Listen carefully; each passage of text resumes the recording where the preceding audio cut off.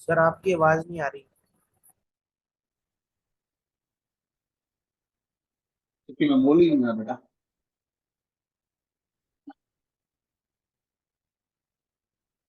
Mic check कर लिया करो पहले।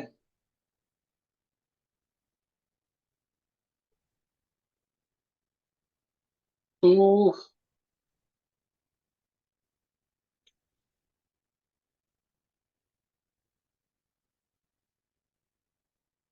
61 स्टूडेंट्स ज्वाइन हुए हैं आज ऑनली। अब तक तो 80-90 हो जाते हैं।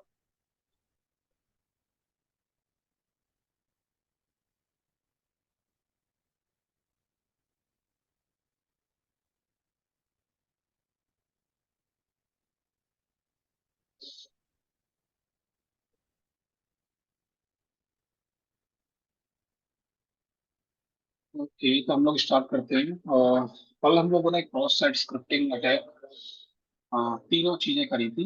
रिफ्लेक्टेड एक्सेस, स्टोर्ड एक्सेस और डोम बेस्ड एक्सेस। राइट। और मैंने आप लोगों को प्रैक्टिस करने के लिए भी बोल दिया था कि आप लोग प्रैक्टिस कीजिए। और जिस तरीके से मैंने आपको कराया वैसे ही कीजिए। उसके बाद उसके अलावा भी मैंने कुछ वेबसाइट के लिंक आपको सेंड किए थे, रिकमेंड किए थे कि इन पे जाके आप जो है ना उनके लेवल्स को क्रॉस कीजिए और पेलोड बनाना सीखिए। राइट। पेलोड बनाना आ गया, पेलोड को समझना आ गया तो आप आसानी से एक्सप्लॉइट कर पाओगे। समटाइम्स क्या होता है कि कुछ वेबसाइटें ऐसी होती है जहाँ पे ना हमारे पेलोड जो भी हम बनाने की कोशिश कर रहे हैं, उसको हैक करने की कोशिश कर रहे हैं, वो पेलोड काम नहीं आता है। क्यों? क्योंकि पेलोड की कोई लिमिट नहीं है। एक कोई लिमिट नहीं है पेलोड की। 100, 200, 300 बहुत सारे पेलोड बन जाते हैं। अब एक एक करके आप कितना सोच लोगे? आपका दिमाग या मेरा दिमाग इतने पेलोड नहीं सोच सकता। तो अब अलग अलग लोगों ने अलग अलग तरीके से पेलोड बना के रख दिए हैं। तो हम क्या कर सकते हैं कि हम उन पेलोड्स को एक ऑटोमेशन टूल की हेल्प से रन करा के एक तरीके का ब्रूट फोर्स मार सकते हैं। तो जो जो जितने भी जो जैसे मान लो 100 पेलोड्स हैं, तो 100 पेलोड्स आप चेक करोगे तो टाइम लगेगा। लेकिन वहीं अगर टूल ट्राई करेगा तो वो ज्यादा से ज्यादा 10 या 20 सेकंड में उन 100 जो पेलोड्स हैं उनको चेक करके कंफर्म कर देगा कि इनमें से कितने पेलोड की हेल्प से वेबसाइट एक्सप्लॉइट हो रही है। समझ गए? अब देखो, क्योंकि आप लोग वेब वेब सिक्योरिटी कर रहे हो, तो वेब सिक्योरिटी करने से पहले कुछ और आपके लिए टूल है जिनको जानना जरूरी है, जैसे कि मेटास्प्लॉइट फ्रेमवर्क। जानते हो इसके बारे में?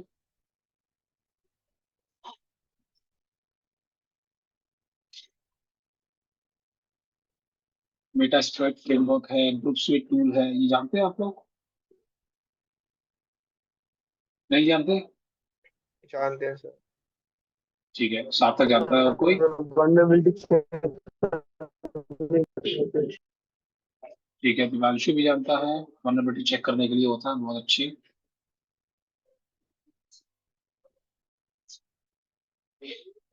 ठीक है, हम लोग ये जो टूल है मेटास्प्लॉइट फ्रेमवर्क का टूल, पहले इसको कवर करते हैं कि मेटास्प्लॉइट फ्रेमवर्क टूल क्या है, क्यों है, क्योंकि ये जरूरी है। और फिर हम लोग ना ये ग्रुप स्विच टूल है, ये भी हम ट्राई करेंगे इसको भी। क्योंकि देखो, अभी अगर मैं जैसे ये यहाँ तक का मैंने कराया था, अब ये फाइल अपलोड वाला आ गया।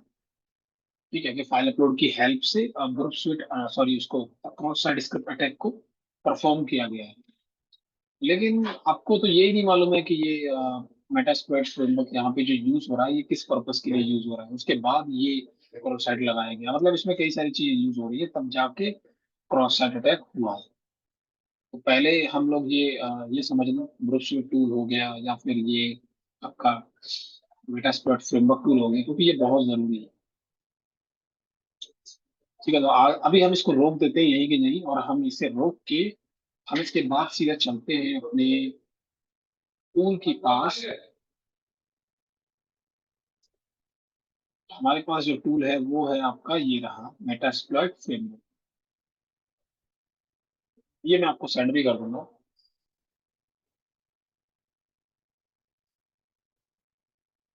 ठीक है, हम लोग ये कवर करने वाले हैं मेटास्प्लॉइट फ्रेमवर्क, MSF।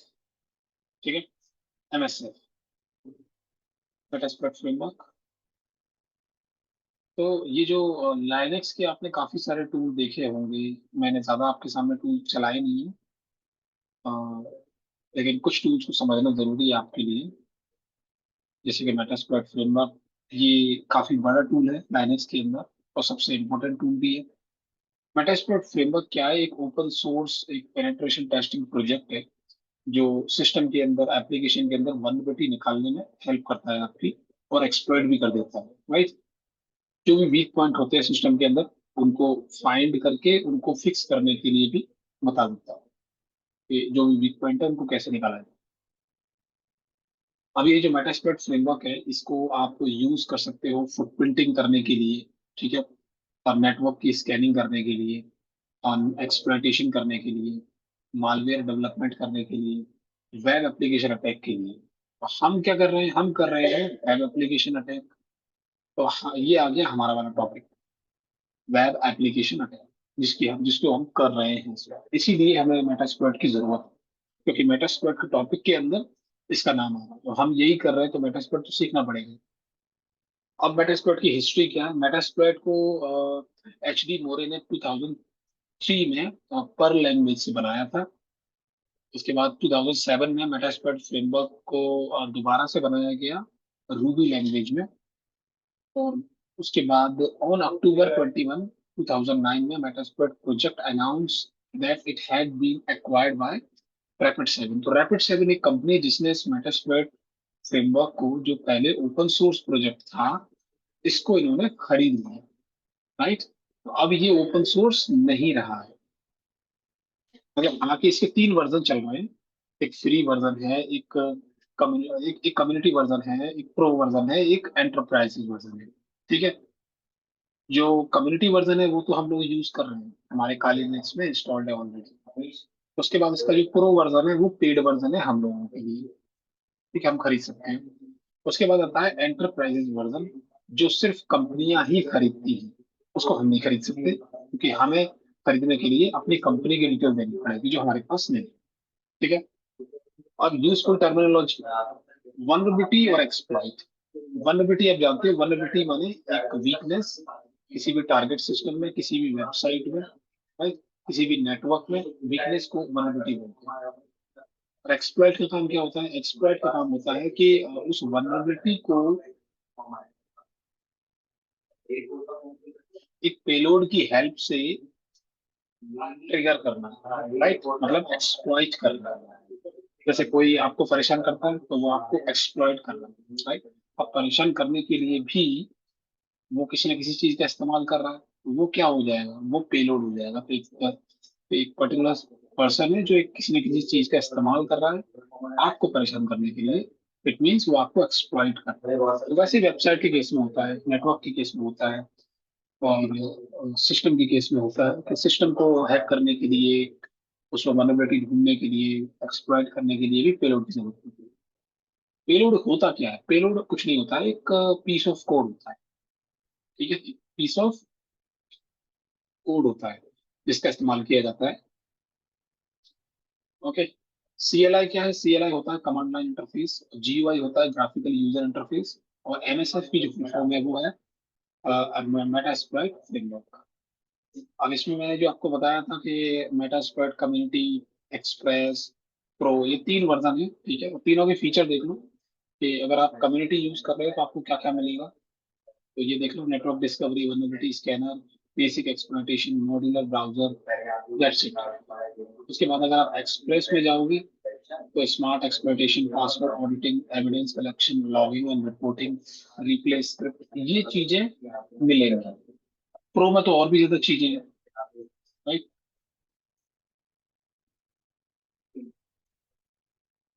अब ये जो मेटास्प्लॉइट फ्रेमवर्क है, ये आपका लाइनक्स पे भी रन होता है, ठीक है, यूनिक्स पे भी रन होता है, मैक ओएस पे भी चल जाता है, और विंडोज पर भी इसको इंस्टॉल किया जा सकता है, ठीक है।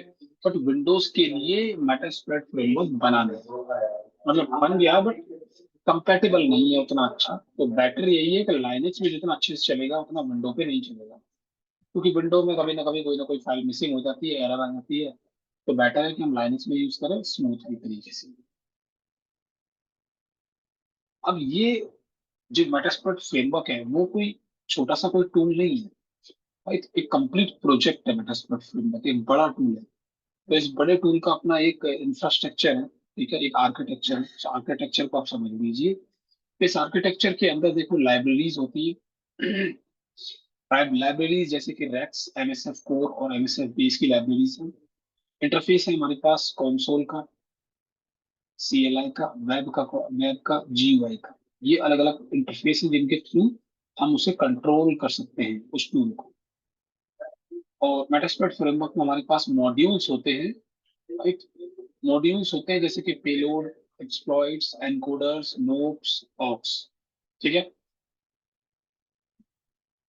अब जो प्लगइन्स हैं, प्लगइन्स जो आपको मिलेंगे सबसे ज्यादा, वो यहाँ पर आपको एमएसएफ बेस के अंदर आपको प्लगइन्स मिलेंगे। टूल्स मिलेंगे वो आपको मिलेंगे रेक्स के अंदर। और इसका जो प्रैक्टिकल पार्ट है वो मैं दिखा देता हूँ। So there are three libraries for Metasploit, जैसे कि रेक्स। अब ये जो रेक्स की लाइब्रेरी है इसके अंदर क्या है? support most of undertaking and incorporate base 64, HTTP and SMB, SSL and Unicode। तो जब इन चीजों का यूज होगा तो रेक्स लाइब्रेरी का यूज होगा। एमएसएफ कोर में क्या है? Stabilize the Metasploit framework and offer standard API security. Base में क्या है? Offers and available API.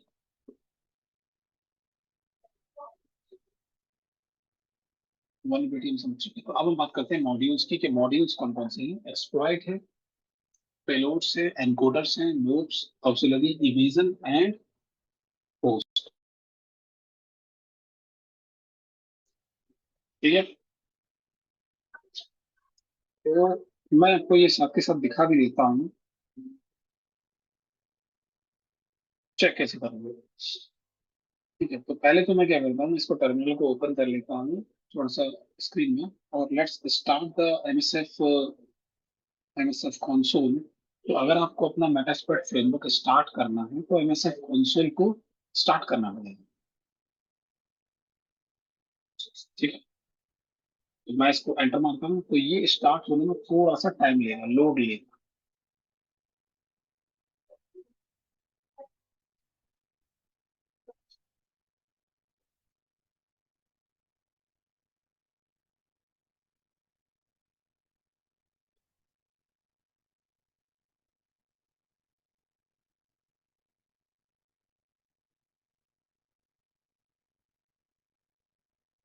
ठीक है, ये स्टार्ट हो गया। स्टार्ट होकर इस पे क्या आ गया? यहाँ पे इसको बोलते हैं बैनर। ठीक है, ये जो आपको नजर आ रहा है ये बैनर है। आप इस बैनर को चेंज भी कर सकते हो। और ये है आपका मेटास्प्लॉइट का वर्जन नंबर। वर्जन क्या है? 6.4.69। ये एक्सप्लॉइट, ऑक्सिलरी, नोप, सारी चीजें, मतलब कितने एक्सप्लॉइट हैं वो यहाँ पे दिखा रहा है। ठीक है, 2529 एक्सप्लॉइट है, 1302 ऑक्सिलरी हैं, 431 पोस्ट हैं, 1669 पेलोड्स हैं, 49 एनकोडर्स हैं, 30 नोप्स है और 9 इवेजन है। ठीक है। अब ये होते क्या है, इनका यूज क्या है, ये मैं आपको अभी वन बाय वन बताऊंगा। तो ये तो टूल स्टार्ट हो गया। अब मैं यहाँ पे एक और टर्मिनल मैंने ओपन कर लिया है, ठीक है। मैं इसको लॉगिन कर लेता हूँ। अब मैं आपको दिखाऊंगा कि ये जो टूल है, जो मेटास्प्लॉइट फ्रेमवर्क है, ये कहाँ पे इंस्टॉल है। ठीक है, तो CD user share Meta Metasploit framework. तो मैं मेटास्प्लॉइट फ्रेमवर्क टूल के अंदर आ गया, ठीक है। तो मैं इस टूल के अंदर आ गया, मतलब जिस फोल्डर में ये अवेलेबल है। तो ये देखो यहाँ पे इस मेटास्प्लॉइट फ्रेमवर्क फोल्डर के अंदर क्या क्या चीजें हैं। जैसे कि देखो यहाँ पे प्लगइन्स हैं, ठीक है, स्क्रिप्ट है, टूल्स हैं, और डॉक्स है, कॉन्फ़िगरेशन फाइल है, डेटा है, डेटाबेस है। ठीक है, इस टूल्स का अपना एक डेटाबेस भी है। और ये एमएसएफ कंसोल का टूल है। तो इसी को रन करने पर ये यहाँ पे ये स्टार्ट हुआ है। उसी तरीके से एमएसएफ कंसोल के जैसा एमएसएफ आरपीसी भी है, एमएसएफ आरपीसीडी भी है, एमएसएफ अपडेट भी है, एमएसएफ बीनम भी है। तो ये भी है, मैं एमएसएफ बीनम भी चला के दिखाऊंगा आपको। तो ज्यादातर जो इस्तेमाल होता है वो एमएसएफ बीनम और एमएसएफ कंसोल, ठीक है। एमएसएफ वेनम आपका टूल स्टार्ट करता है, और एमएसएफ वेनम से हम वायरस बनाते हैं, राइट? मतलब यूं कहूँ तो पेलोड बनाते हैं। ठीक है, एक सिंपल सी भाषा में पेलोड बनाते हैं या वायरस बनाते हैं। अब हमें जाना है मॉड्यूल्स के अंदर चेक करने के लिए, सीडी मॉड्यूल्स। मॉड्यूल्स में देखोगे तो आपको, देखो मैंने बोला था ना कि auxiliary, encoder, imagine, exploit, notes, ये सब मिलेगा। अब इनके अंदर आप जाके देख सकते हो एक एक ऑक्सिलरी के अंदर। ठीक है, जैसे कि CD A you x auxiliary के अंदर गया, तो ये देखो ऑक्सिलरीज में अलग अलग एडमिन की बीनेट की, क्लाउड की, डॉक की, क्लाइंट की, क्रॉलर, पीडीएफ की, स्पूफ करने की, ठीक है, स्नीफ करने की, एसक्यूएलआई की, अलग अलग चीजें मिल जाएंगी। ऑक्सिलरी ऑक्सिलरी होती क्या है, वो उसका थ्योरी में बाद में बताऊंगा। अब मैं जाता हूँ एनकोडर के अंदर, तो ये देखो एनकोडर किस किस के लिए अवेलेबल है। एनकोडर सीएमडी वाला एनकोडर है, जेनरिक है, पीएचपी है, पीपीसी है, रूबी रूबी लैंग्वेज में है, 64 बिट का एनकोडर है, 32 बिट का एनकोडर है। ठीक है, सही। उसके बाद एक्सप्लॉइट देख लेते हैं। एक्सप्लॉइट किस किस के लिए अवेलेबल है, एंड्रॉइड के लिए अवेलेबल है, बीएसडी के लिए, एप्पल आईओएस के लिए अवेलेबल है, ठीक है, फ्री बीएसडी के लिए अवेलेबल है, फायरफॉक्स के लिए अवेलेबल है, लाइनक्स के लिए अवेलेबल है, विंडोज के लिए, सोलारिस के लिए, यूनिक्स के लिए, ओएसएक्स के लिए, ओपन बीएसडी के लिए, मेन फ्रेम के लिए। तो ये अलग अलग ऑपरेटिंग सिस्टम्स के लिए एक्सप्लॉइट्स अवेलेबल है। ठीक है, और उसके बाद आप पोस्ट में जा सकते हो, पोस्ट या नोट्स में जाना हो, पोस्ट में जाके देखता हूँ। पोस्ट देखो किस किस के लिए अवेलेबल है, Android, Apple iOS, PhD, Firefox, hardware, Linux, multi, networking, OS X, Solis, Windows. तो ये अलग अलग है। जैसे मान लो अगर मैं इसमें लाइनक्स के लिए जाता हूँ, लाइनक्स में क्या है, तो लाइनक्स में भी अब बिजी बॉक्स का है, डॉस का है, गैदर, इमेज, मैनेज, ये अलग अलग है। ठीक है, तो ये इसका अंदर का स्ट्रक्चर बता रहा हूँ कि फोल्डर में ये सारा जो डेटा है ये कहाँ पर अवेलेबल है, कैसे ये टूल रन हो रहा है, सारी चीजें अवेलेबल। ठीक है, अब मैं इसके समझा देता हूँ कि ये होते क्या है, एक्सप्लॉइट क्या होता है, पेलोड्स क्या होता है, एनकोडर्स क्या होता है, नोड्स क्या होता है, ऑक्सिलरीज क्या होती है, इमेजन क्या होता है, पोस्ट क्या होता है। एनकोडर क्या होता है, encoder the raw payload code to evade detection by antivirus or other defense. Different encoding algorithm are used like XOR, shuffle, prepend, etc. जो पॉपुलर एनकोडर्स हैं जिनका यूज होता है, जो भी डिफेंस सिस्टम है, जैसे कि जो मतलब विंडोज के अंदर कुछ ना कुछ तो डिफेंस सिस्टम लगा हुआ है, जैसे कि एंटीवायरस लगा है, फायरवॉल लगी है। ठीक है, उसी तरीके से यूएसी भी लगी हुई है। यूएसी क्या होता है, क्या बोलते हैं यूएसी को, user access control, UAC, user user account control, UAC. ठीक है, तो ये भी क्या, ये भी एक वो डिफेंस सिस्टम लगा हुआ है। Mac test 9019।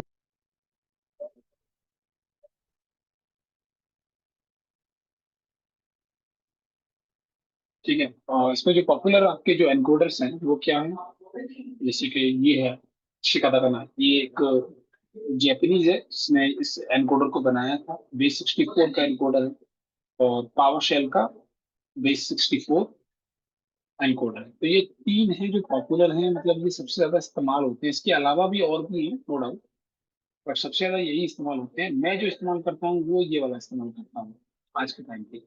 पहले भी यही इस्तेमाल होता था।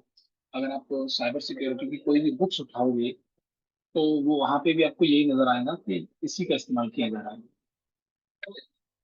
एक्सप्लॉइट्स की बात करें तो एक्सप्लॉइट मैंने आपको बताया था कि exploit is also the exploit is the program that is use to attack the vulnerability of the target. मतलब एक तरीके का पीस ऑफ कोड। ठीक है, so there is a large database of exploit. अब एक्सप्लॉइट हमारे पास बहुत सारे, 2500, मतलब 250 से, सॉरी 2500 से ज्यादा हमारे पास एक्सप्लॉइट्स हैं। So you can search the database for exploits and see the information about how they work. ठीक है, हम यूज भी करेंगे एक्सप्लॉइट का, नो डाउट। ऑक्सिलरीज हैं, ऑक्सिलरीज का जो यूज होता है वो ज्यादातर ना चीजों को स्कैन करने के लिए होता है। जैसे मान लो आपको नेटवर्क को स्कैन करना है, तो आप ऑक्सिलरीज में से यूज कर सकते हो। आपको एफटीपी को स्कैन करना है, एसएसएच को स्कैन करना है, किसी भी सर्विस को स्कैन करना है, किसी ऑपरेटिंग सिस्टम को स्कैन करना है, ठीक है, किसी वेबसाइट को स्कैन करना है, तो ऑक्सिलरीज आप यूज करें। पेलोड्स, पेलोड क्या होता है, एक तरीके का वायरस टाइप मान लो, ठीक है, एक एक वायरस टाइप का होता है। अब पेलोड में भी दो टाइप है, एक तो होता है बाइंड शेल, एक होता है रिवर्स शेल, ठीक है। तो ये वाला जो है ना, ये जो इमेज है ये बाइंड शेल की इमेज है। तो पहले बाइंड शेल को पढ़ लेते हैं कि बाइंड शेल में क्या होता है। Bind shell is when the target machine opens a port and listen for an incoming connection from the attacker machine। ये अटैकर मशीन है, तो ये आपके विक्टिम की मशीन है। जहां पे जो अटैकर है वो अपने वायरस के अंदर किसका आईपी एड्रेस यूज कर रहा है, विक्टिम का। विक्टिम का आईपी एड्रेस क्या है, 2.2.2.2, ठीक है। तो यहाँ पे ये जो अटैकर है ये अपने वायरस के अंदर विक्टिम का आईपी एड्रेस यूज कर रहा है उसको हैक करने के लिए, उसको अटैक करने के लिए, ठीक है। अब इसका जो पेलोड है, मतलब मान लो आपको अपना बाइंड शेल बनाना हो तो कैसे बनाओगे, आप बनाओगे इस तरीके से, विंडोज मेटरप्रेटर बाइंड अंडरस्कोर टीसीपी, ये मैं बना के दिखाऊंगा। उसके बाद आता है रिवर्स शेल। अब रिवर्स शेल सबसे ज्यादा इस्तेमाल होता है और रिवर्स शेल सबसे ज्यादा सही होता है। रीजन क्या है, रीजन ये है कि अब इस पिक्चर में देखो आप लोग, तो यहाँ पे पता चलेगा कि यहाँ पे विक्टिम का आईपी एड्रेस तो ये रहा और अटैकर का आईपी एड्रेस ये रहा। अब यहाँ पे जो अटैकर है वो रिवर्स शेल के लिए कौन सा आईपी एड्रेस यूज कर रहा है, अपना ही आईपी एड्रेस यूज कर रहा है, समझ गए। तो रीजन क्या है इसका, रीजन ये है कि जब आप बाइंड शेल बनाते हो, ठीक है, तो आप विक्टिम का आईपी एड्रेस यूज करते हो।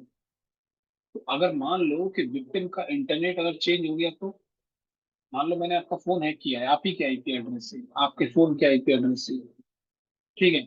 और अगर आप कहीं दूसरी जगह जाते हो, दूसरी लोकेशन पे जाते हो और वहां पे आप अपना कोई वाईफाई कनेक्ट कर लेते हो या किसी और इंटरनेट से कनेक्ट कर लेते हो, तो वहां पे तो आपका आईपी एड्रेस चेंज हो जाएगा। आईपी चेंज हो गया तो वो मुझे थोड़ी पता चलने वाला है, और मेरा जो कनेक्शन था आपके मोबाइल से वो ब्रेक हो जाएगा, या आपके लैपटॉप से जो कनेक्शन बना हुआ था वो ब्रेक हो जाएगा, क्योंकि आपका तो आईपी एड्रेस ही बदल गया, ठीक है। दूसरा नंबर ये है कि विक्टिम के सिस्टम में फायरवॉल लगी होती है, और फायरवॉल को पहले से बोला गया हुआ है कि जो भी इनकमिंग इनकमिंग जो भी पैकेट आते हैं उनको रोको। तो ये जो है ना यहाँ से सेंड हो रहा है और यहाँ जा रहा है विक्टिम के पास, तो ये विक्टिम की जो फायरवॉल है वो उसको रोक भी सकती है। लेकिन वहीं इस केस में ऐसा नहीं होता, रिवर्स साइड, ठीक है। रिवर्स से ज्यादा बढ़िया है, क्योंकि रिवर्स शेल में क्या है कि हमने एक्सप्लॉइट सेंड किया, यानी कि एक वायरस है, वायरस को सेंड किया इसके अंदर, उस वायरस के अंदर जो आईपी एड्रेस है वो अटैकर का आईपी एड्रेस है, विक्टिम का। तो यहाँ से जो लिसनिंग रिक्वेस्ट है वो अटैकर के पास जा रही है, देख रहे हो। तो ये जो रिक्वेस्ट है जैसे अटैकर के पास जा रही है, तो ये विक्टिम के कंप्यूटर से बाहर जा रही है रिक्वेस्ट। तो जो फायरवॉल होती है वो कभी भी आउटगोइंग पैकेट्स को नहीं रोकती बाय डिफॉल्ट। मेरे सिस्टम में भी फायरवॉल है, मेरे सिस्टम की फायरवॉल आउटगोइंग जो पैकेट्स हैं, यानी कि जो बाहर जा रहे हैं आउट, ठीक है, उनको वो नहीं रोकती, ना ही उनको चेक करती। दूसरा नंबर ये कि अगर विक्टिम कितनी बार भी अपना इंटरनेट चेंज कर ले, हमें फर्क नहीं पड़ता, क्योंकि हम उसका आईपी एड्रेस नहीं यूज कर रहे हैं, हम तो अपना यूज कर रहे हैं। तो वो अपना आईपी एड्रेस कितना भी बदले, अपना इंटरनेट बदल ले, हमें कोई कोई टेंशन नहीं, हम फिर भी उसको हैक कर लेंगे,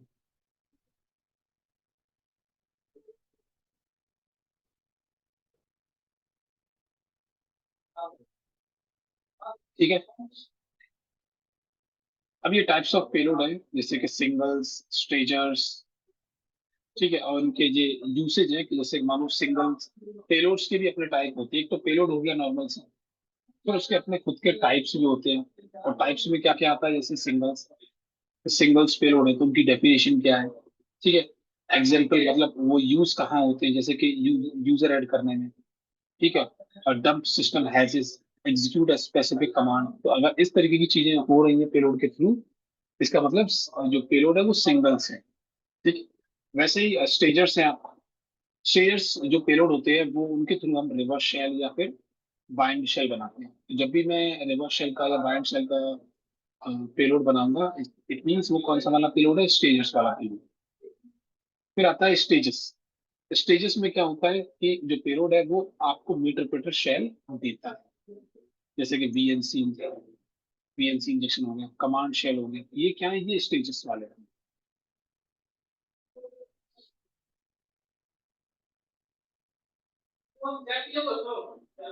अब आता है नोप्स का, कि मेटास्प्लॉइट के अंदर, मॉड्यूल्स के अंदर नोप्स भी होते हैं। तो नोप्स क्या होते हैं, नोप माने नो ऑपरेशन, ठीक है।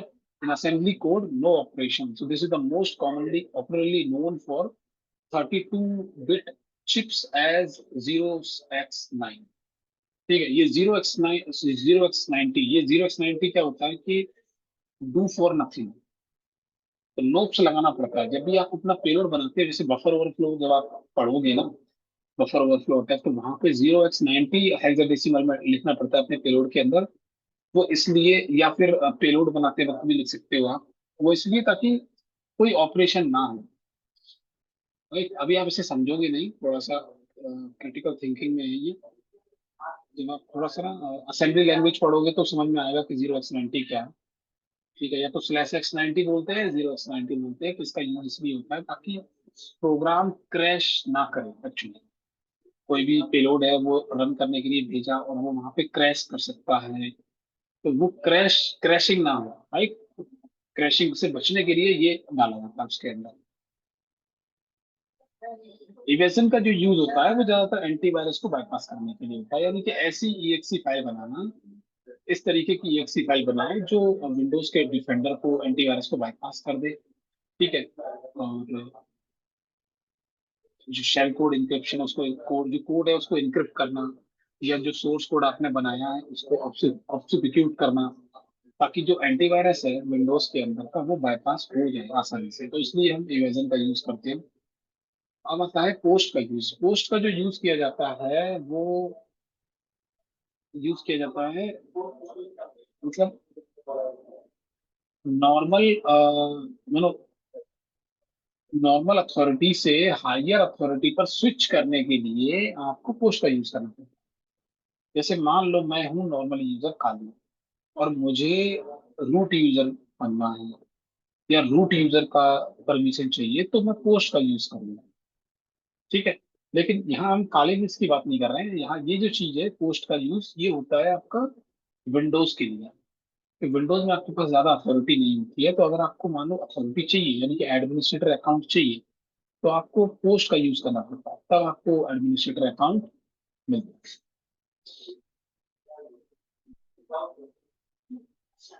फिर आता है ये एल एच, यानी कि L host, L port, R host, R port.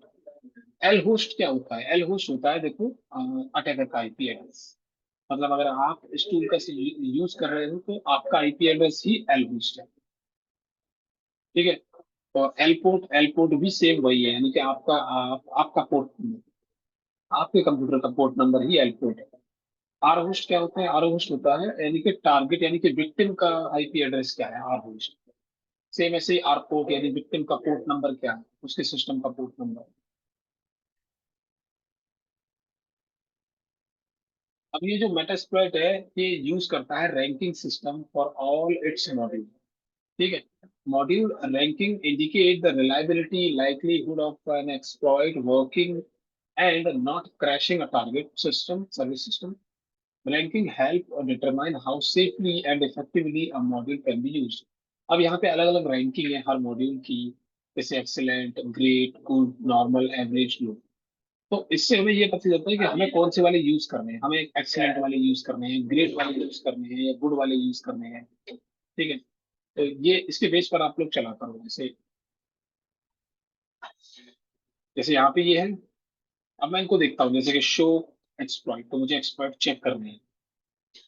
तो ये देखो सारे के सारे एक्सप्लॉइट आ गए मेरे सामने। कितने आए टोटल, 2528 एक्सप्लॉइट, सबके नाम भी हैं। यहाँ पे ये रहा ranking system, great, manual, average, normal, normal, normal, great. ठीक है, और यहाँ पे देखो एक एक्सीलेंट वाला ये मिल गया। एक्सीलेंट वाला का मतलब ये है कि ये कंफर्म काम करेगा ही करेगा, और अच्छे से काम करेगा, परफेक्टली। ऐसा नहीं है कि बाकी नहीं करेंगे, बाकी भी करेंगे, बट वो धोखा दे सकते हैं आपको। ठीक है, वैसे ही आपका शो, अब मैं ये तो एक्सप्लोर हो गया। सो पेलोड्स, तो पेलोड्स किया तो देखो सारे के सारे पेलोड आ गए, टोटल एक 1671 पेलोड्स।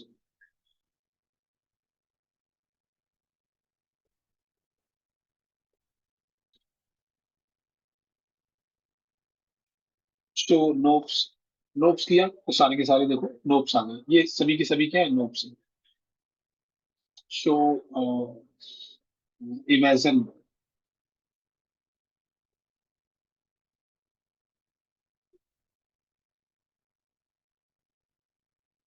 ये है इमेजिन, ऑक्सिलरी, ऑक्सिलरी किया तो ये सभी की सभी क्या आ गई, ये हमारी ऑक्सिलरीज आ गई। ठीक है, अब अगर आपको मानो कुछ अलग तरीके से वो करना है, जैसे मुझे सर्च करना है एंड्रॉयड के रिगार्डिंग, ANDROID, एंड्रॉयड के लिए कुछ कुछ अवेलेबल है, तो ये दिखा देगा कि ये देखो एंड्रॉयड के लिए बहुत कुछ है। ये सब क्या है, एंड्रॉयड के लिए अवेलेबल। पेलोड है, एक्सप्लॉइट है, ऑक्सिलरीज है। ये क्या है, ये ऑक्सिलरीज है। ठीक है, auxiliaries gather Samsung browser SOP bypass, जो सैमसंग वाले जो फोन होते थे उनमें जो सैमसंग का ब्राउजर है, तो उसकी SOP को बाईपास करने के लिए है। ठीक है, और ये कब का है, 2017 का। तो अगर 2017 का अभी भी किसी के पास सैमसंग का मॉडल है, तो उसमें SOP ब्राउजर है, तो उसको बाईपास किया जा सकता है। ठीक है, ये 2014 के लिए है, सैमसंग का कीनॉक्स SMD है, URL बाईपास, यानी वही ब्राउजर का। तो सैमसंग को बहुत हैक होता है, नो डाउट। तो जितने भी है ये सब एंड्रॉइड से रिलेटेड ही है, अलग अलग। मैंने भी बहुत एंड्रॉइड अटैक किए हैं, इन पर टेस्टिंग की है। तब आसान था ये सारी टेस्टिंग करना, क्योंकि उस वक्त सिक्योरिटी बहुत कम थी। आज के टाइम पे देखोगे तो अब ऐसे से मोबाइल आ गए हैं जिनमें बहुत ज्यादा सिक्योरिटी आ गई है। राइट, मतलब एक तरीके से पता चलता है आज के टाइम पे कि मतलब सिक्योरिटी बहुत ज्यादा आगे निकल रही है, और साइबर सिक्योरिटी थोड़ा सा पीछे रह रही है। क्यों? क्योंकि अब इसमें जो लोग हैं बहुत सारे, वो जो लोग डेवलपमेंट करते हैं, नई नई चीजें सर्च करते हैं, रिसर्च करते हैं, वो थोड़ा सा कम हो गया है इस पे, क्योंकि जिनको करना था वो करके आगे बढ़ गए। अब जो नए नए लोग आ रहे हैं वो क्या कर रहे हैं, वो उतना ही लिमिटेड पढ़ के अपनी जॉब लगा के अपना काम चला रहे हैं, वो कुछ नया इसमें बना नहीं रहे। इसलिए आपको जो पेलोड मिलेंगे, जो भी उनकी डेट्स मिलेगी, वो पुरानी ही मिलेगी। आज के टाइम की 2024 2025 की ज्यादा चीजें नहीं मिलेंगी आपको। 2008 2007, ये इस डेट में 2008 2010 के टाइम पे तो एकदम पीक लेवल पर चल रही थी चीजें। मतलब उस वक्त तो आपके लिए जो समझ लो साइबर सिक्योरिटी, अगर आप जानते हो तो समझ लो कि कंपनी के लिए तो आप देवता बन गए थे। और जितने भी मोबाइल आपके सामने रखे होंगे वो सारे के सारे हैक हो जाते हैं। आज के टाइम पे भी होते हैं, लेकिन अब थोड़ा सा क्या है कि एंटीवायरस से लड़ना पड़ता है पहले। एंटीवायरस से लड़ो, फिर फायरवॉल से लड़ो। राइट, ये अलग दिक्कत है। तो इनसे लड़ना भी है और उसको हैक भी करना है।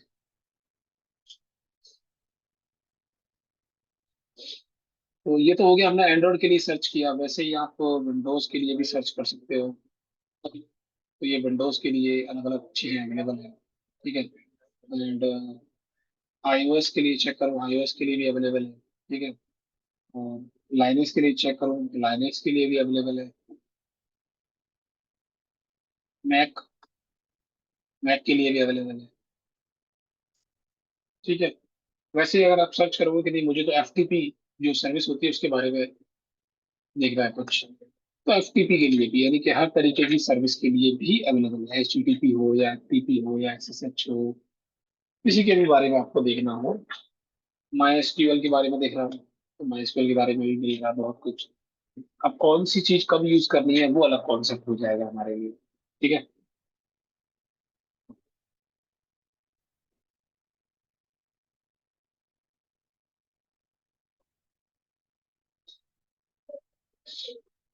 अब आता है कंपोनेंट ऑफ मेटास्प्लॉइट फ्रेमवर्क। कि मेटास्प्लॉइट फ्रेमवर्क के अंदर यूज करने वाली वो दो चीजें कौन कौन सी है, जैसे कि MSF कंसोल। MSF कंसोल तो मैं आपके सामने ऑलरेडी यूज कर ही रहा हूँ। ठीक है, MSF जो कंसोल है, ये this is the command line interface that is used by Metasploit framework. It enables you to navigate through all the Metasploit database at ease and use the required modules. आसानी से आप किसी भी modules को use कर सकते हो MSF console की हेल्प से। दूसरा नंबर है आपका इसका एमएसएफ विनम। एमएसएफ विनम क्या है? एमएसएफ विनम की हेल्प से आप अपना खुद का पेलोड बना सकते हो। ठीक है, खुद का पेलोड बना सकते हो, जिसे हम वायरस भी बोलते हैं कि खुद का वायरस बनाओ। और जब इस पेलोड को बनाते हैं तो इस पेलोड इससे बने हुए पेलोड को हमें सेंड करना पड़ता है विक्टिम के कंप्यूटर के अंदर। अब पेलोड बना लिया, अब अगर उसे विक्टिम के कंप्यूटर में डालोगे नहीं, उसे उसमें रन नहीं करोगे, तो आप उसका सिस्टम हैक नहीं कर सकते। या तो आप रन करो या विक्टिम खुद रन कर ले गलती से, कोई ना कोई मेथड तो यूज करना पड़ेगा। अब आती है ये मेटास्प्लॉइट की बेसिक कमांड्स, जैसे कि देखो question mark, banner command, CD command, colour command, version command, show command. Show command तो मैं आपको बार बार दिखा ही रहा हूँ, बार बार आपको पता ही चल रहा होगा कि हाँ मैं शो कमांड को चला ही रहा हूँ। उसके अलावा ये जो बैनर कमांड है B N A, banner command से, sorry B A N A R N, क्या B A N A R N, B A double N E R, B A double N. तो बैनर कमांड जब चलाते हो तो इस तरीके का देखो बैनर चेंज होता रहता है। ये ये जो आपको नजर आ रहा है, ये क्या है? ये बैनर है, यानी कि लोगो। एक और बार चलाएं तो देखो अब इसका लोगो अलग आ गया। अब एकदम लॉगिन फॉर्म जैसा लोगो आ रहा है इसका। एक और बार चलाएं तो ये अलग तरीके का आ रहा है। ये शायद कैप्चर द फ्लैग, हाँ कैप्चर द फ्लैग जैसा आ रहा है। एक और बार चलाएं तो अब ये आ गया। फिर से चलाएं तो अब ये आ गया। अब ये आ गया निंजा, तो ये निंजा वाला फोटो आ गया है। ठीक है, ये फैलो, तो ये आ गया। तो ये अलग अलग क्या है? ये अलग अलग बैनर है। ठीक है। वैसे शो कमांड है, यूज कमांड से हम सेलेक्ट करेंगे किसी भी मॉड्यूल को। बैक कमांड से हम पीछे की तरफ जाते हैं, सर्च कमांड से सर्च करेंगे, सेट कमांड से किसी भी वेरिएबल की वैल्यू को हम लोग सेट करेंगे, और क्विट कमांड से हम लोग अपने कंसोल से बाहर निकल सकते हैं अगर आप क्विट कमांड या एग्जिट कमांड लिखते हो तो। ठीक है। अब इसमें कंपोनेंट ऑफ मेटास्प्लॉइट फ्रेमवर्क में एक और तीसरा आपका जो कंपोनेंट है वो है, पहला दूसरा तो ये था ही एमएसआई कंसोल, एमएसआई वेनम, और तीसरा है आपका मीटरप्रेटर शेल। जब भी आप किसी सिस्टम को हैक करते हो, तो अगर सिस्टम हैक हो जाता है तो आपको मिलेगा मीटरप्रेटर शेल। ठीक है, क्या मिलेगा आपको? एक मीटरप्रेटर शेल, और उस शेल की हेल्प से ही आप उस सिस्टम को कंट्रोल कर रहे होते हो। राइट। अगर शेल नहीं मिला है इंटरप्रेटर का, तो मतलब आपने सिस्टम हैक नहीं किया। राइट। तो चलिए अब हम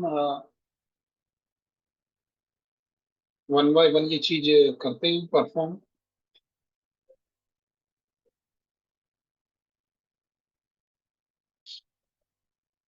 तो मेटास्प्लॉइट फ्रेमवर्क आप लोगों ने सीख लिया है, समझ लिया है कहानी इसकी कैसे यूज हो रहा है।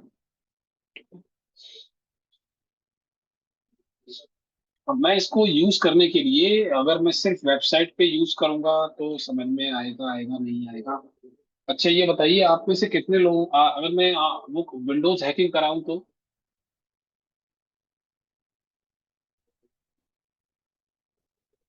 करा दो सर। विंडोज 7, 10, 11, कोई भी विंडो, तो हम मेटास्प्लॉइट करा फ्रेमवर्क दो यूज सर, करा दो। सीख सके। ठीक है। अब इस टूल की हेल्प से हम आसानी से विंडोज को हैकिंग करना सीख सकते हैं, इसको परफॉर्म कर सकते हैं।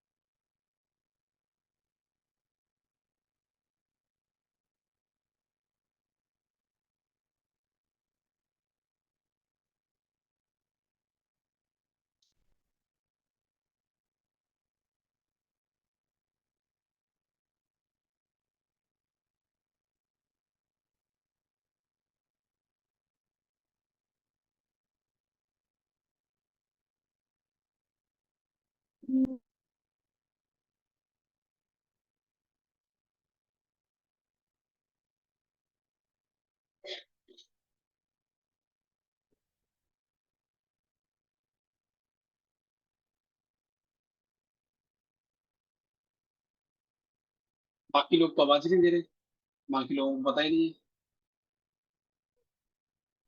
करा दीजिए सर। करा दीजिए कितने लोग सर। चाहते हो आप? करा दीजिए सर। करा करा दो दीजिए सर। सर। यस सर, कराइए करा सर। दीजिए। सर करा करा दो दीजिए। Window hacking. करा दो सर, करा दो। जो करा दो। सिंह बात की।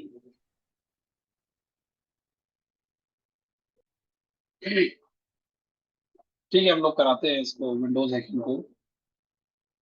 क्योंकि अगर मैंने विंडोज हैकिंग कराई तो फिर आप आसानी से ना इसको, इस टूल को और ज्यादा अच्छी तरीके से ना यूज करना समझ पाओगे कि इसको इस तरीके से यूज करते हैं। अगर मैं विंडोज हैकिंग ना करा के इस टूल का इस्तेमाल डायरेक्टली वेबसाइट हैकिंग में करूंगा तो कंफ्यूजन फिर भी ज्यादा रहेगा कि अभी भी बहुत सारी चीजों का कंफ्यूजन है सर। क्योंकि एक तो वेबसाइट हैकिंग चल रही है, ऊपर से फिर मेटास्प्लॉइट फ्रेमवर्क भी समझ में नहीं आया है, और इसी से हमको हैक करना है वेबसाइट को। तो दोनों के लिए कॉन्फ्लिक्ट हो जाएगा, दोनों चीजें कॉन्फ्लिक्ट हो जाएंगी। अब विंडोज हैकिंग में ये रहेगा कि हाँ चलो विंडो ही तो हैक करनी है बस, तो उसमें सिर्फ एक ही टूल का इस्तेमाल होना है, मेटास्प्लॉइट फ्रेमवर्क। तो आपका फोकस सिर्फ किस पे रहेगा, मेटास्प्लॉइट फ्रेमवर्क पे। तो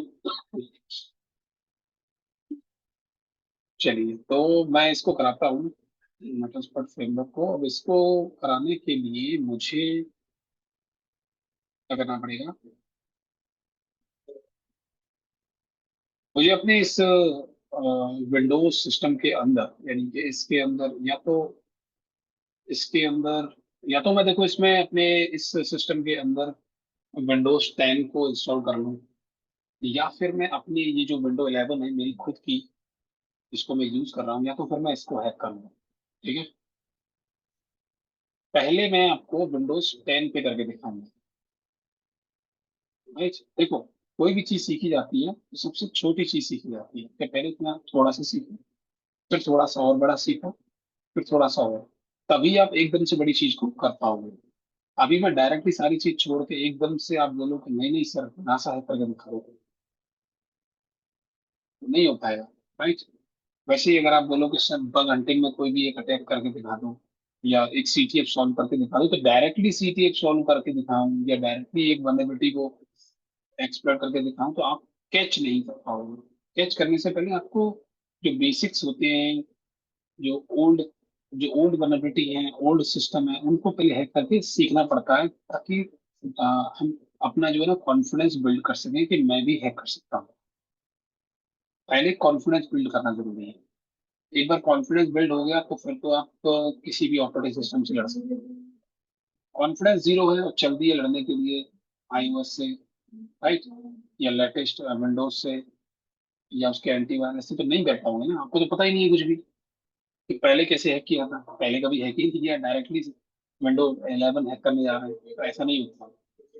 वैसे तो ज्यादातर जितने भी आप देखोगे, जो भी साइबर सिक्योरिटी इंस्टीट्यूट है वहाँ पे विंडोज 7 को हैक करके दिखाया जाता है। पहले विंडोज 7 हैक कराई जाती है, बाद में 10 या फिर 11 देखा जाएगा। मैं आपको 7 दिखा तो सकता हूँ, लेकिन 7 में दिखाना नहीं चाहता, क्योंकि 7 दिखाऊं या 10 दिखाऊं बात एक ही है। 7 में फिर भी ज्यादा वनरेबिलिटीज हैं इन कंपैरिजन ऑफ 10, और 10 में बहुत ज्यादा वनरेबिलिटीज हैं इन कंपैरिजन ऑफ 11। और ऐसा नहीं है कि विंडो 11 में वनरेबिलिटी नहीं है, विंडो 11 में भी वनरेबिलिटीज है। ठीक है, बट अभी विंडो 11 चल रही है, अभी भी काम चल रहा है इस पे बराबर, तो वनरेबिलिटीज है, बट अभी सारी की सारी वनरेबिलिटीज पब्लिकली है भी और नहीं भी, दोनों ही चीज अवेलेबल है। समझ गए, क्योंकि अभी भी यूज में है ना। तो बहुत सारे हैकर हैं जिनको मालूम है विंडो 11 कैसे हैक होती है, लेकिन वो पब्लिकली उस चीज को नहीं डालेंगे, वरना माइक्रोसॉफ्ट क्या करेगा, उसको अपडेट कर देगा। तो इसमें घाटा किसका हुआ, हैकर्स का हुआ घाटा। राइट, वो ऐसा नहीं करेंगे। तो वैसे ही अब हमारे केस में हम विंडोज सर 7 को वॉइस क्लियर टारगेट नहीं कर, आ रही है। मेरा वॉइस सबको क्लियर आ रही है, आपका इंटरनेट का इशू हो सकता है। वॉइस आ रही है सबको मेरी? Yes, sir. Yes, sir. Yes, sir. Yes, sir. Yes, sir. Yes, sir.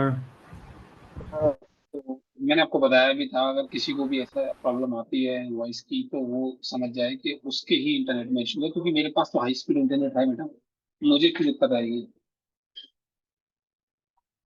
तो अब मैं आपको बता रहा हूँ कि मैं पहले विंडो 10 ओके को, सर। मतलब मैं एज अ टारगेट अपना विंडो 10 लेके चलने वाला हूँ। विंडो 7 में अपना टारगेट नहीं लेके चल रहा। आपको अगर विंडो 7 को लेके चलना है तो आप लेके चल सकते हो, कोई प्रॉब्लम नहीं है। ठीक है, वो भी हैक हो जाएगी, कोई प्रॉब्लम नहीं है। मैं 10 लेके चलूंगा, अगर मुझे 10 को टारगेट करना है, क्योंकि मैंने अपनी एक अलग मशीन विंडो 10 की बनाई हुई है, जिसमें उसकी क्या क्या वल्नरेबिलिटीज है मुझे पता है अच्छे से, तो मैं उसको डायरेक्टली आपको दिखा सकता हूँ। 7 भी है मेरे पास, ऐसा नहीं है, मैं 7 भी करता हूँ, but according to the demand के, उसकी डिमांड की जरूरत है या नहीं है, या मुझे क्या दिखाना है करके, तो उस पर डिपेंड करता है कि मुझे विंडोज 7 हैक करके दिखानी चाहिए या नहीं दिखानी चाहिए। तो सिस्टम हैकिंग में हम लोग आ गए हैं, और ओएस 5 पर। तो ये देखो मेरे पास यहाँ पे मेटास्प्लॉइटेबल 2 मशीन जो है ना, वो भी है। अब ये क्या है ये आपको पता नहीं है अभी शायद, हाँ ये नहीं पता ये आपको।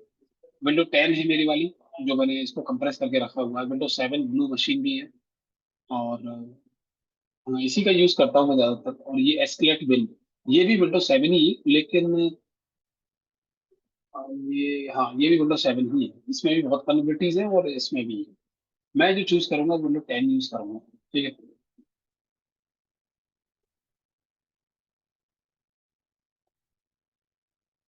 तो अभी मैं फिलहाल इसको इंपोर्ट कर लेता हूँ।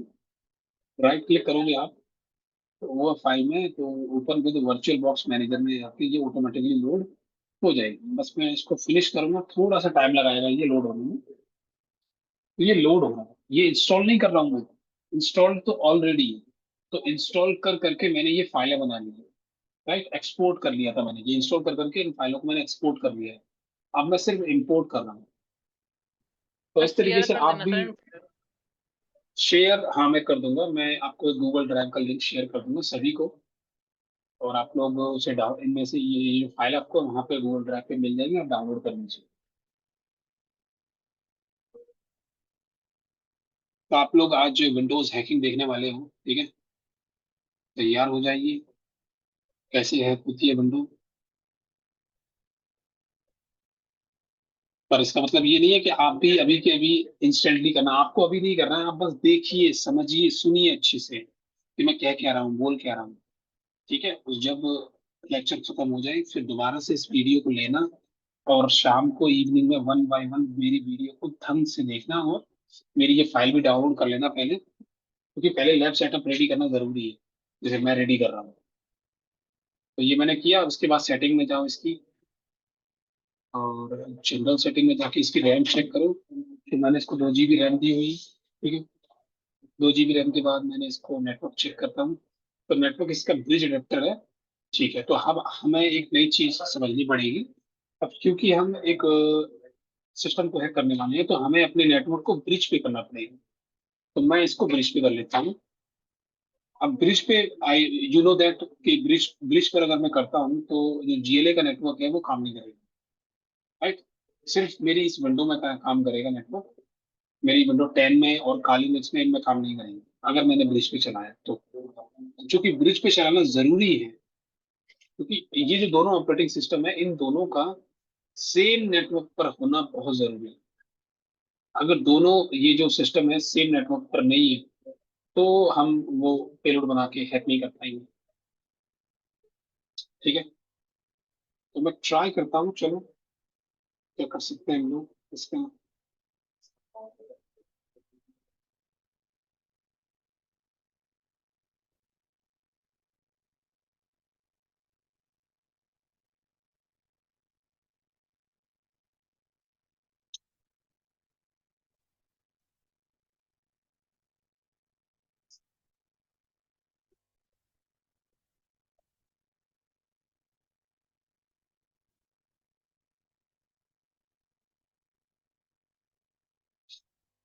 ठीक है, तो मैं ट्राई करता हूँ कि मैं अपने ही मोबाइल फोन नेटवर्क से कनेक्ट कर लूँ, क्योंकि अपने से ही कनेक्ट करूंगा तभी मुझे मेरा जो ब्रिज अडेप्टर है वो मिल पाएगा।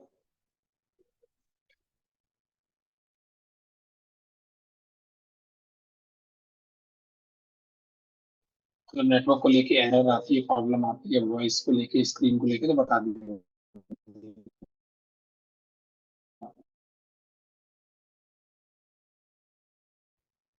कनेक्ट हो कभी भी तो ठीक है, को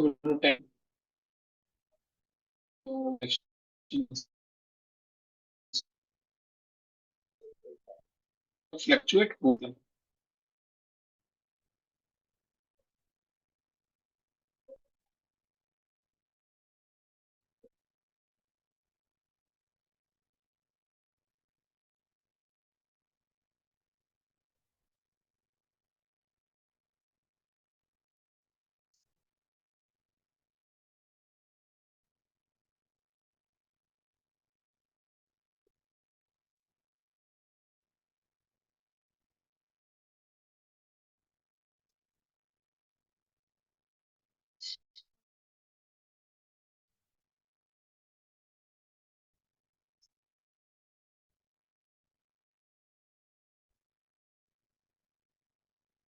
ठीक है, विंडो अपडेट अभी थोड़ा सा टाइम लगेगा, बट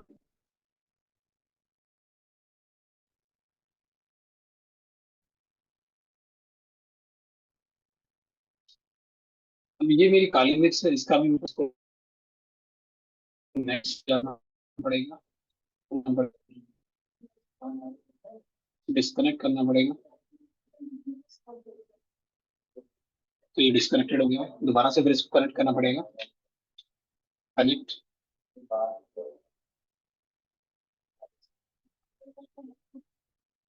ठीक है, कनेक्ट हो गया। अब मैं दोबारा से इसका आईपी एड्रेस चेक करूंगा, तो आपको नजर आएगा 192.168.54.137। ठीक है, तो इट कंफर्म्स दैट कि अब मैं ब्रिज एडेप्टर पर हूँ। मेरा जो नेटवर्क आईडी है वो क्या है, 192.168.54, ये मेरा नेटवर्क आईडी है। अब यही सेम नेटवर्क आईडी मेरे इस टारगेटेड विंडोज के अंदर होना चाहिए, इस टारगेटेड विंडोज के अंदर। ठीक है, तो मैं चेक करता हूँ आईपी कॉन्फ़िग। तो ये देखो 192.168.54 सेम नेटवर्क आईडी है, कंफर्म हो गया। ठीक है, सेम नेटवर्क आईडी मतलब ये सेम उस पर है, नेटवर्क पर है, दोनों ऑपरेटिंग सिस्टम।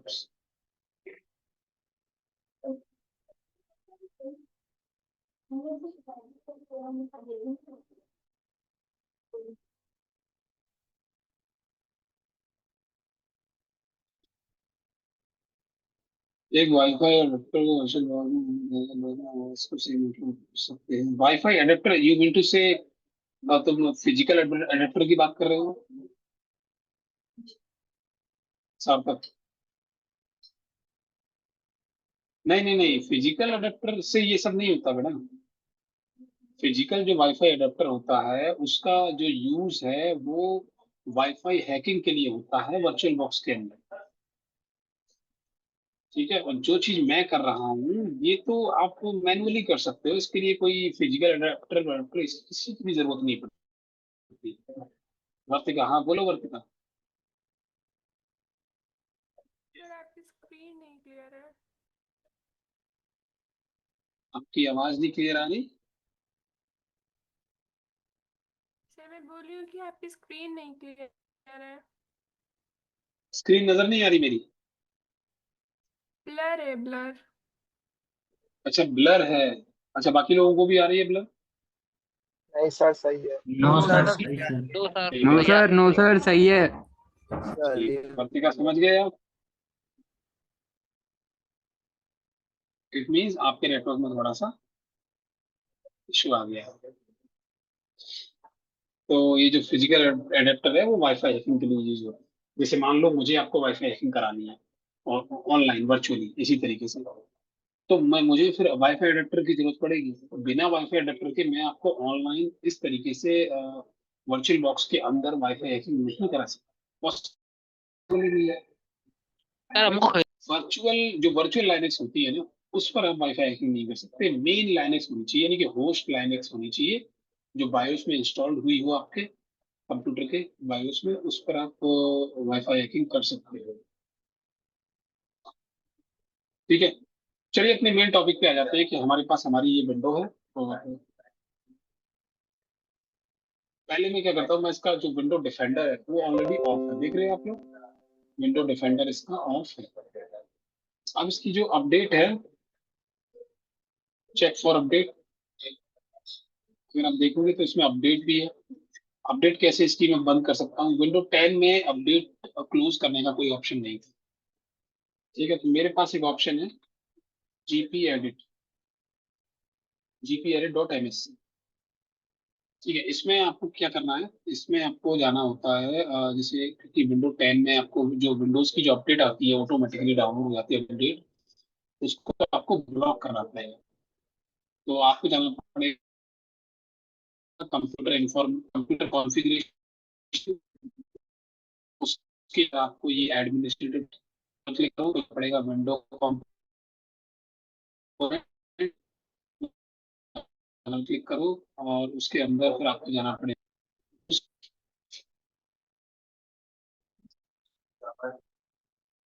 अपडेट, ये रहा।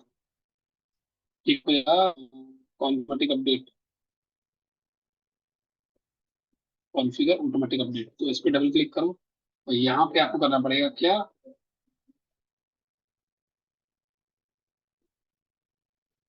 इसको करना पड़ेगा आपको डिसेबल। उसके बाद अप्लाई कर दोगे, ओके कर दोगे, फिनिश। तो अब आप क्या कर दिया आपने, आपने अपनी विंडोज की जो ऑटोमेटिक अपडेट आती है उसको आपने डिसेबल कर दिया। ठीक है,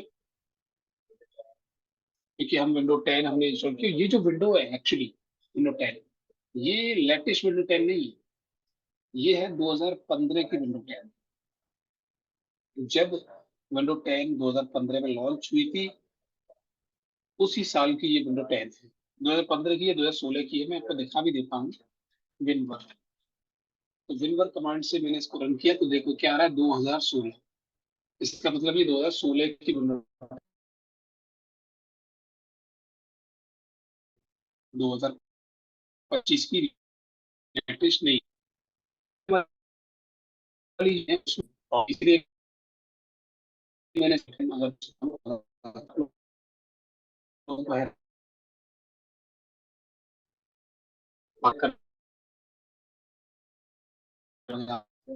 सर आवाज आवाज नहीं क्लियर नहीं आ रही, सर आवाज क्लियर नहीं आ रही बिल्कुल भी। आवाज क्लियर नहीं आ रही। यस सर, आपका आवाज क्लियर नहीं आ आवाज रहा। क्लियर नहीं आ रहा।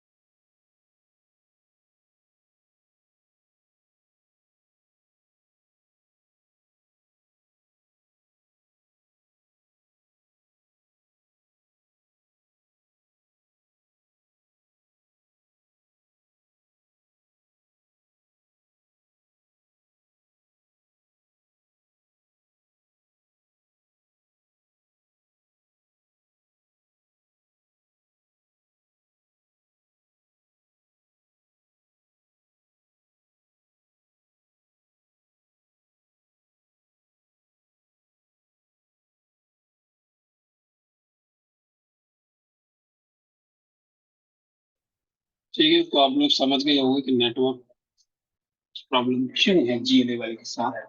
क्योंकि जब भी हम ब्रिज नेटवर्क को यूज करने की कोशिश करते हैं तो ये प्रॉब्लम आती ही आती है।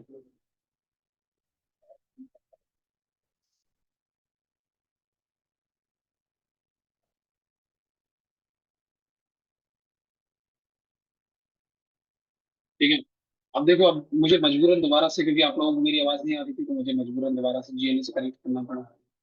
अब कनेक्ट तो कर लिए जीएलए से, लेकिन अब हम हमारे ये जो दोनों ये जो विंडो है, और देखो विंडो के अंदर का जो इंटरनेट था देखो चला गया, नो इंटरनेट कनेक्शन।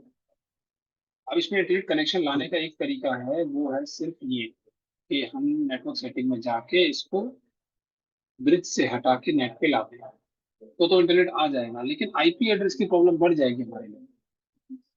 समझ रहे हो? तो मैंने ओके कर दिया, इसको भी कर देता हूँ, चलो इसको भी कर देता हूँ, दोनों को कर देता हूँ, देखते हैं क्या होता है। कुछ तो होगा, क्योंकि अगर ये नहीं हुआ तो फिर मैं नहीं दिखा पाऊंगा रियली। तो मुझे कुछ और सोचना पड़ेगा।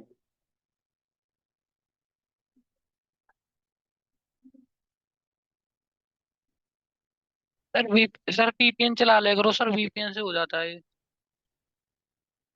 VPN से कैसे, मतलब समझ नहीं आया। सर कैसे हम हो जैसे जाएगा? कि हम गेम सर मैं गेम खेलता था तब सर चलता नहीं था सर इसके नेट से, तो मैं VPN चलाता सर, इंडिया के VPN है, उससे वो चलता है इसका नेट।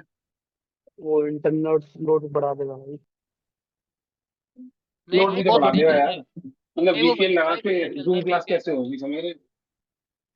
VPN लगा के ये जूम सर क्लास कैसे हो जाएगी? नहीं सर इंडिया वाला है सर, ये बढ़िया चलता है, या और नहीं चलता है इसमें, है क्या, मैं इसको चला रहा था ना इसलिए पता है।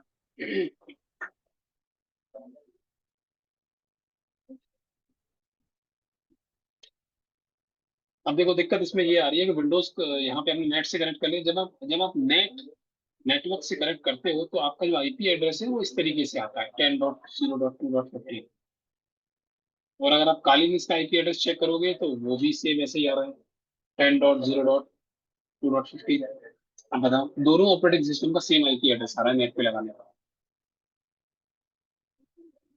अब ऐसा नहीं है कि ये दोनों नेट की ये जो दोनों ऑपरेटिंग सिस्टम है ये आपस में सेम नेटवर्क पे नहीं है, सेम नेटवर्क पर है दोनों, लेकिन आईपी सेम आ रहा है ना। प्रॉब्लम ये आ रही है। इससे भी काम चल जाएगा, मैं ऐसे भी काम चला सकता हूँ, लेकिन आईपी भी तो अलग आना चाहिए तभी तो काम बनेगा।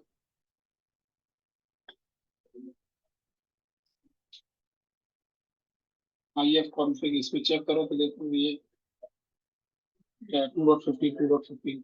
अब इस चीज को कैसे सॉल्व करें, क्योंकि हमें आईपी एड्रेस अलग अलग चाहिए भाई।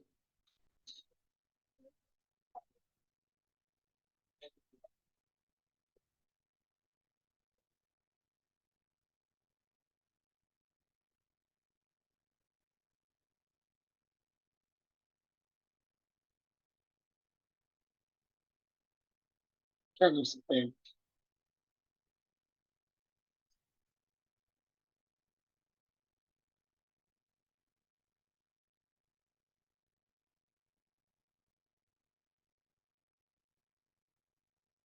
इसको मैं वो कर सकता हूँ क्या, पिंग कर सकता हूँ 10.0.2.15।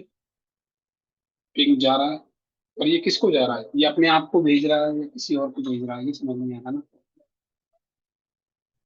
सर आप करा दीजिए, बाद में एक्सप्लेन कर देना।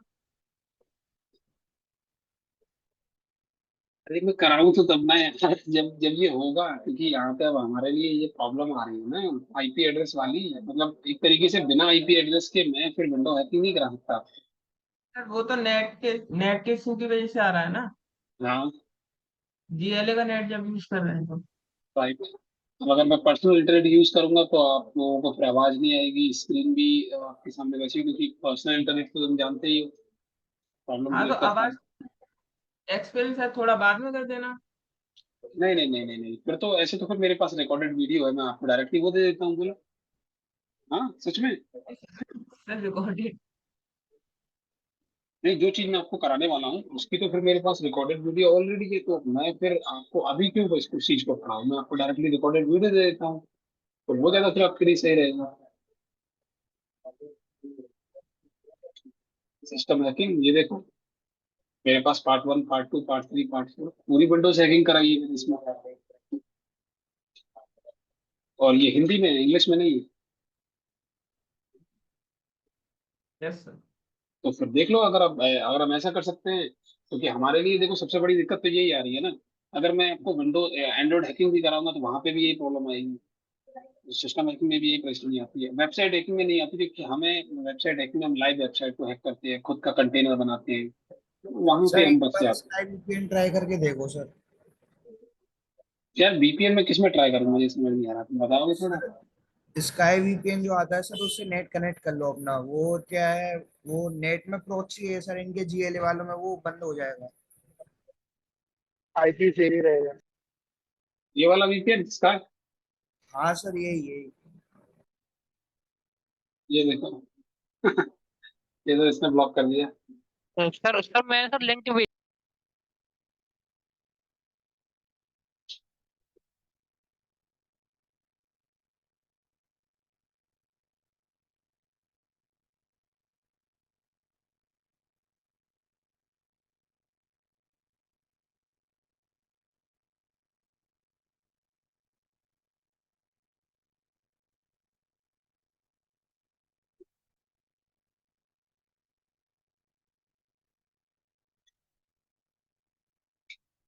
Okay,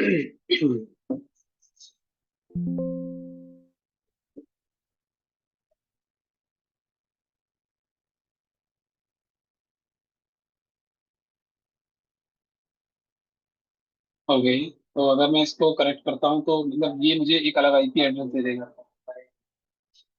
yes sir.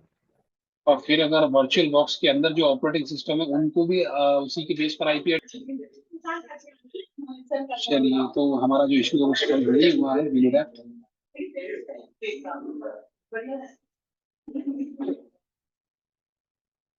किसी ने कहा कि मैं आईपी एड्रेस चेंज कर लूँ मैनुअली।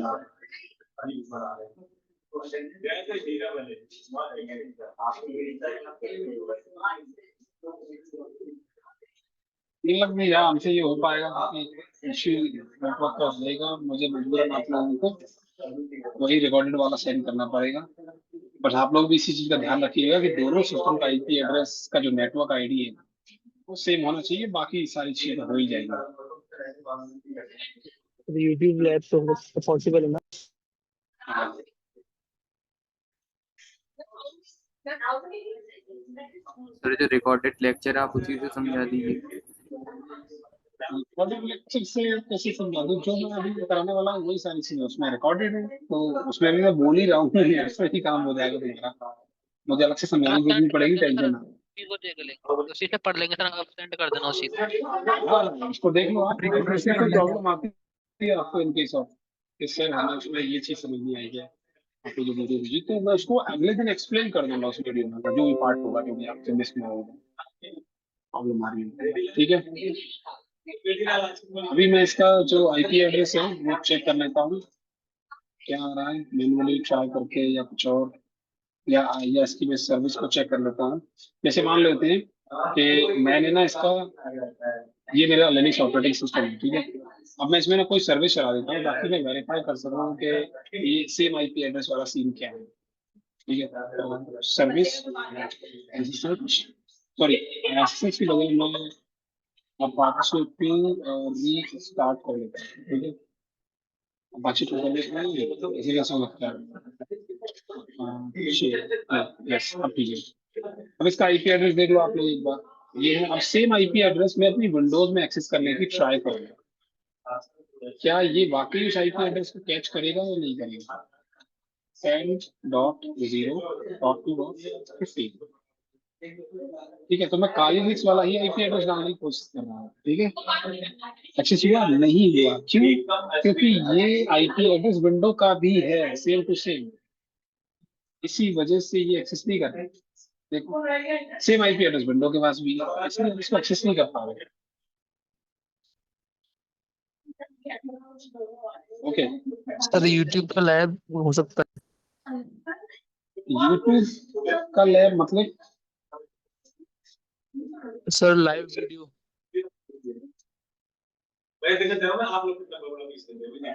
अरे भाई, बात तुम लाइव वीडियो की बात कर रहे हो, बात दिखाने की नहीं है।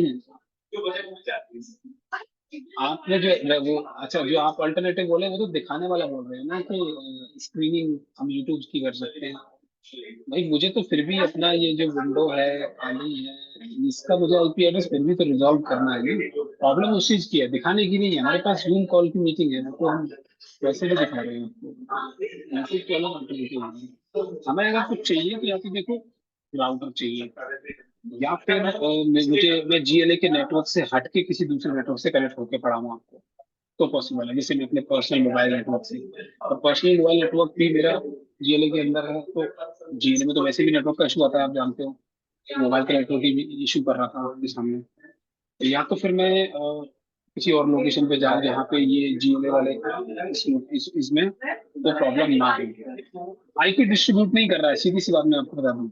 जीएलए के जिस नेटवर्क से मैं कनेक्टेड हूँ वो आईपी डिस्ट्रीब्यूशन नहीं कर रहा है, इसीलिए हमें नेट पर कनेक्ट करना पड़ा है। नेट में भी आईपी एड्रेस सेम आ रहा है, तो मुझे थोड़ा सा टाइम दीजिएगा, या तो आज के दिन का टाइम दे दो ताकि मैं ये जो आईपी वाला इशू है इसको रिजॉल्व कर लूँ, या तो मैं खुद ही दिखा दूंगा आपको, rather than I will send you the recorded video. तो वो भी आपको कोई प्रॉब्लम नहीं आएगी उसमें भी आप एकदम परफेक्टली सारी चीजें कर लोगे definitely.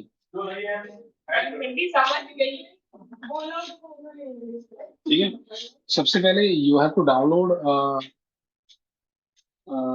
Windows 10 and Metasploit machine and Windows 7। ये 3 मशीन मैं आप लोगों को दूंगा जो आपके आगे भी काम आएंगी। तो वो डाउनलोड कर लेनी है, वेबसाइट भी करेंगे तभी आपके काम आएगी। ठीक है, उसके बाद हम लोग जो है ये इसका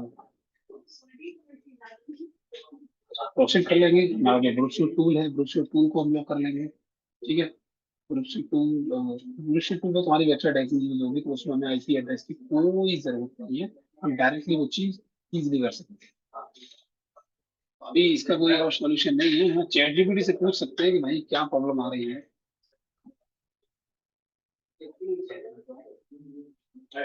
आप इसमें बता दीजिए इन virtual box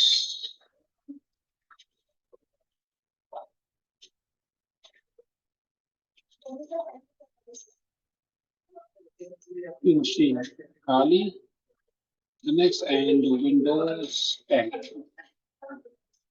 with net adapter. But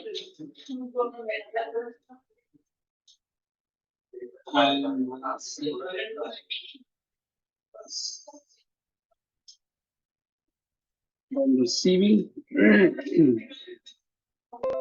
same IP of both machine. On site IP address of 10.0.2.15.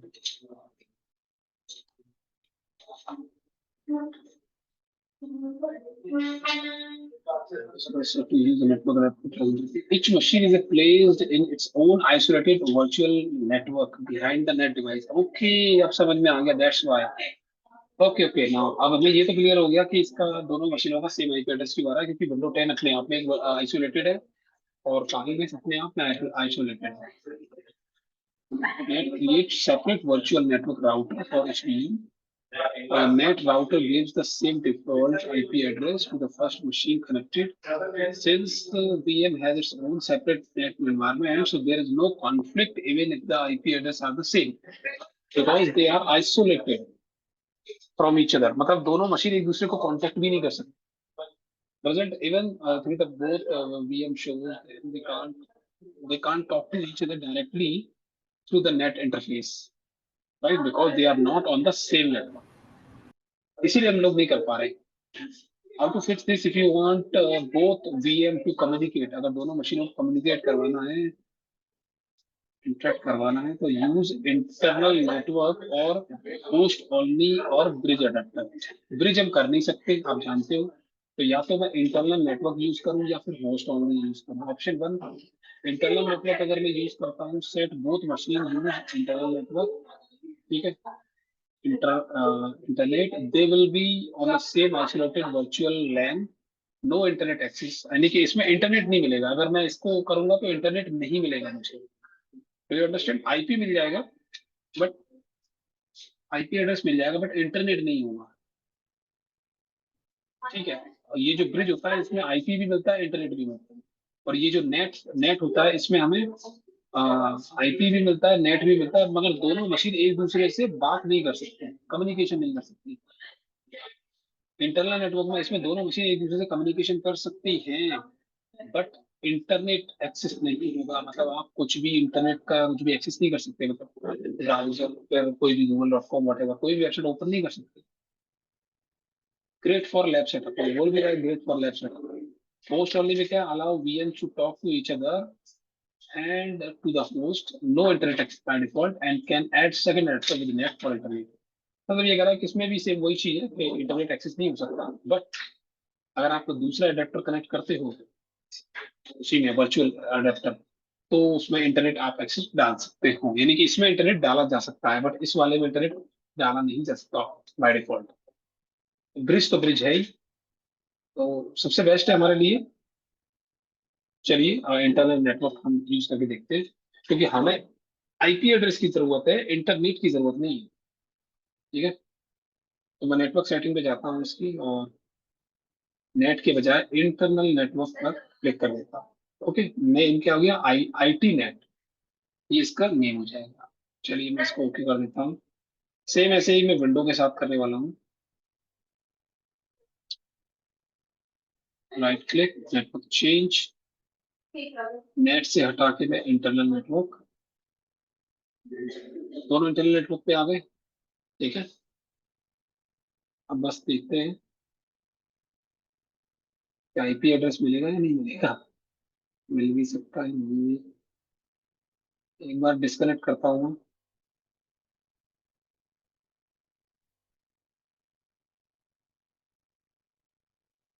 Connect वापस से कर देते हैं। एक आईपी एड्रेस चेक करता हूँ, आईपी कॉन्फ़िग 10.0.2.15 अभी भी आ रहा है, सेम वही। डिस्कनेक्ट करता हूँ एक बार, उसे कनेक्ट।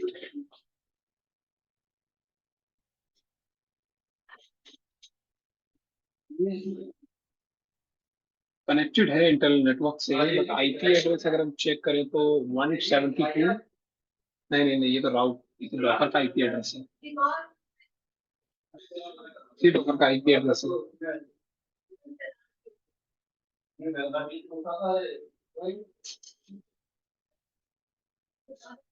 क्या होगा?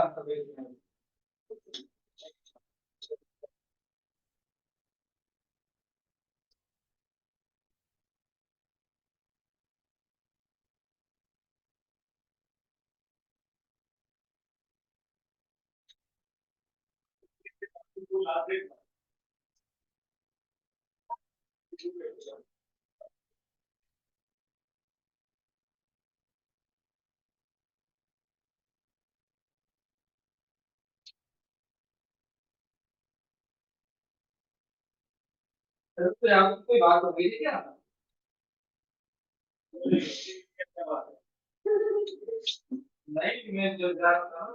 नहीं हो रहा, मुझे थोड़ा टाइम चाहिए। ठीक है, आप मुझे थोड़ा सा टाइम दीजिए, मैं तो इसको फिक्स कर लूँ इशू को, क्योंकि अगर ये फिक्स कर लेता हूँ ना तो आगे और भी चीजें आप लोगों को इसके सहारे में दिखा पाऊंगा। ठीक है, जैसे फिक्स करने का टाइम दीजिए तब तक।